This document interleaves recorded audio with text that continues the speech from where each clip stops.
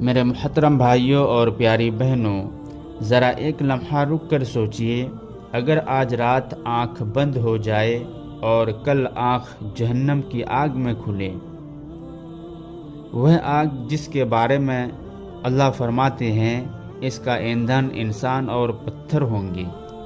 آج کا یہ بیان کسی کو مایوس کرنے کے لیے نہیں، بلکہ جھنجھوڑنے، جگانے اور بچانے کے لیے ہے۔ گناہ کیا ہے؟ گناہ وہ عمل ہے جس سے اللہ ناراض ہو، چاہے وہ گناہ چھوٹا ہو یا بڑا، ظاہر میں ہو یا چھپا ہوا۔ نبی کریم صلی اللہ علیہ وسلم نے فرمایا، گناہ وہ ہے جو دل میں کھٹکے اور تم ناپسند کرو کہ لوگ اسے جان لیں۔ جہنم کیا ہے؟ اللہ تعالیٰ فرماتے ہیں، ہم نے جہنم کو کافروں اور نافرمانوں کے لیے تیار کر رکھا ہے۔ جہنم کوئی علامتی چیز نہیں، بلکہ حقیقی، شدید اور دائمی عذاب ہے۔ نبی کریم صلی اللہ علیہ وسلم نے فرمایا، ہماری دنیا کی آگ جہنم کی آگ کا 70واں حصہ ہے۔ گنہگار کے ساتھ جہنم میں کیا ہوگا؟ نمبر 1، آگ ہر طرف سے گھیر لے گی۔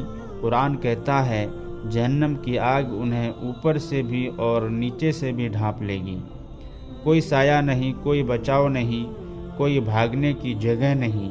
نمبر 2، جلد بار بار بدل دی جائے گی۔ اللہ تعالیٰ فرماتے ہیں، جب ان کی کھالیں جل جائیں گی تو ہم انہیں نئی کھالیں بدل دیں گے تاکہ وہ عذاب چکھتے رہے، یعنی درد ختم نہیں ہوگا بلکہ ہمیشہ تازہ رہے گا۔ نمبر 3، کھانے میں زقوم، پینے میں کھولتا پانی۔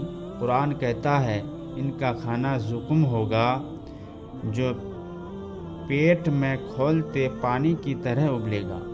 پانی مانگیں گے تو فرمایا جائے گا، انہیں کھولتا ہوا پانی پلایا جائے جو ان کے آنتیں کاٹ دے گا۔ نمبر 4، فرشتوں کی سختی اور دانت۔ جہنم کے داروغہ فرشتے نہ نرمی کریں گے نہ رحم۔ قرآن فرماتا ہے، وہ سخت دل اور مضبوط ہے، اللہ کے حکم کی نافرمانی نہیں کرتے۔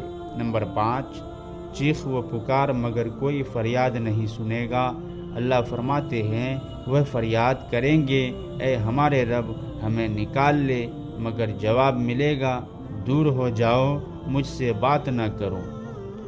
وہ دن ہوگا جب زبان بند اور انجام کھل چکا ہوگا۔ کیا ہر گنہگار ہمیشہ جہنم میں رہے گا؟ یہ بہت اہم نکتہ ہے۔ کفر پر مرنے والا ہمیشہ جہنم میں، ایمان والا مگر گنہگار۔